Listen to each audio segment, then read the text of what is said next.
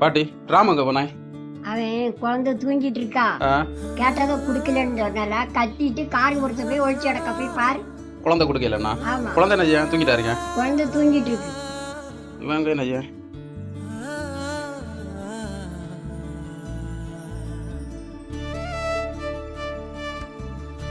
ராமு இங்க வா. வரமாட்டியா? ஏன் வரமாட்டா? ஏன் வரமாட்டா? ஏன் அழுதுட்டு இருக்கிய? தம்பி வேணுமா? தம்பி வேணுமா? வா நான் வாங்கி தரேன். சரி சரிப்பா வாங்கி தரேன். இல்லை இரு இல்லை இரு